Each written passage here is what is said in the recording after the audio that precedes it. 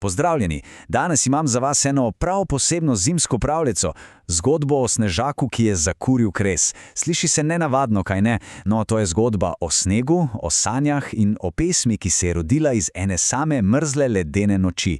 Pa kar začnimo. Torej, predstavljate si, neko jutro se prebudite in celo mesto tu tukaj, je prekrito z debelo snežno odejo. Vse je tiho, vse je belo. Ceste, strehe, vse je izginilo pod snegom. V zraku je tista posebna zimska čarobnost. Veste, ko se zdi, da se je čas kar ustavil. No, ampak sredi vse te zimske idile je bil en deček, Tinček, precej zaskrbljen. Zakaj? Ker bi ga morala prav tisti dan obiskati njegova teta Klavdija. Ampak, ko je pogledal ven, ob takšnem zametu je bilo kar jasno, da vlak verjetno ne bo prišel pravočasno. In kot da to še ni bilo dovolj, so bile vse povezave s svetom prekinjene. Dobesedno. Oče je poskusil poklicati na železniško postajo, ampak telefon mrtev. Kmalu pa so še po radiju sporočili tisto, česar so se vsi bali. Težak sneg je potrgal žice. Večina telefonov v mestu ni delala.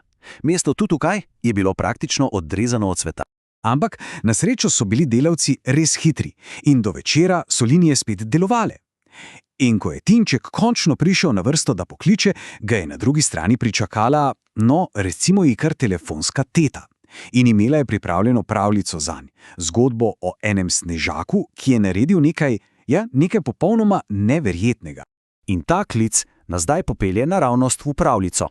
Torej, za trenutek pozabimo na Tinčka in spoznajmo drugega dečka, Mirka. In seveda, njegovega veličastnega snežaka.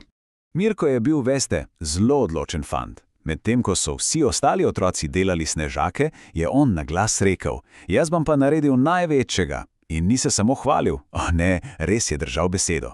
In poglejte tole. To je bila res mojstrovina. Do večera je na dvorišču stal pravi snežni velikan. Bil je največji v mestu, pa verjetno tudi najlepši. Ljudje, ki so šli mimo, so se kar ustavljali in ga občudovali. Vsi so se strinjali. Deček, ki je naredil tole, bo nekoč zagotovo postal umetnik. Seveda, po vsem tem delu je bil popolnoma premražen.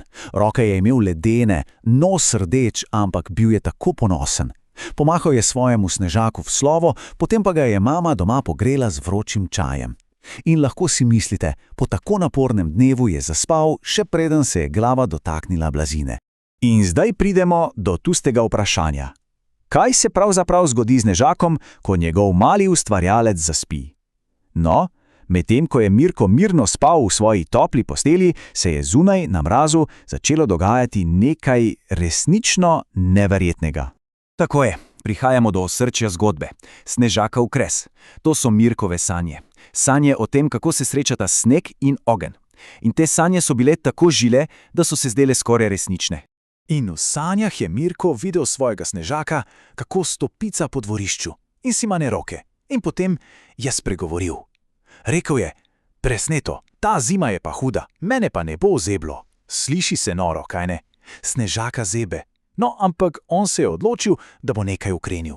In imel je pravi načrt. Korak 1, oditi v gozd po drva. Korak 2, seveda, vrniti se z vsemi temi drvi. In korak 3, najboljši del, sredi dvorišča zakuriti ogromen, velik kres. Preprosto, kaj ne? No, za snežaka morda ne najbolj pametna ideja.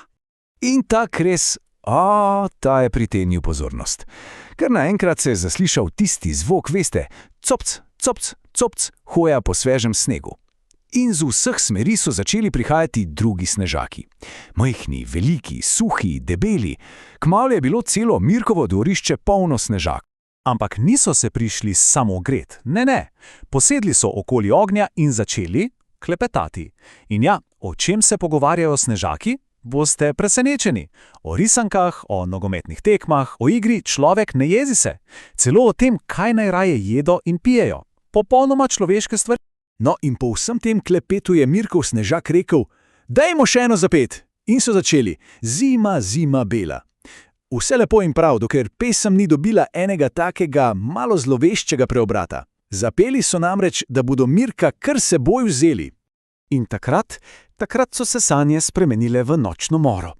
Ampak Mirke ni bilo strah zase. Ne, njega je postalo strah za snežake, za svoje prijatelje. Zavedal se je, da bodo zgoreli ob ognju, ki so ga sami zakurili. Zgoreli bodo, je zapil v spanju in se začel premetavati po posteli. In tukaj se zgodi še en preobrat. Mirkov krik je prebudil njegovega očeta in tisto, kar se je začelo kot nočna mora, se bo zdaj spremenilo v nekaj čudovitega. Sanje bodo postale pesem. Oče je seveda takoj pritekel k njemu. Mirko je bil ves v paniki. Oči, snežaki gorijo, v nevarnosti so. Oče pa ga je miril. Sinko, to so samo sanje. Pogledal je skozi okno in mu rekel: Poglej, vsi snežaki, tudi tvoj velikan, popolnoma mirno in varno stojijo zunaj na dvorišču. In ko se je Mirko končno pomiril in nazaj zaspal, je oče, ki je bil mimogrede pesnik in skladatelj, ostal buden in razmišljal je. Dobil je idejo, kaj če bi te nenavadne sanje, ta cela zgodba, postala nova pesem za otroke. In točno to je naredil. Še sredi noči je vzel svinčnik in papir, sedel za klavir in besede so kar same od sebe začele teči na papir. Zraven pa seveda tudi melodija. Melodija o snežaku, ki ga je zeblo. In pesem se začne točno tako, kot so se začele Mirkove skrbi v sanjah, z vprašanjem: je videl kdo sneženega moža, kot da bi res izginil. In odgovor v pesmi, ta pa natančno sledi zgodbi iz sanj. Sem videl ga, šel v gostje po drva. Točno to, kar je snežak naredil, da bi se ogrel. In pesem se konča točno s tistim vprašanjem, ki je v bistvu sprožilo celo nočno moro. Ampak je hkrati tako čarobno, kajne? Zakaj bi snežak sploh potreboval kres? Zakaj bi bitje iz snega zeblo? Ja, to je tista čudna logika sen in čarovnja zime. In tako se je zgodba, ki se je začela z enim zamedenim mestom in prekinjenimi telefonskimi zvezami, končala kot pesem, ki jo poznamo in prepevamo še danes.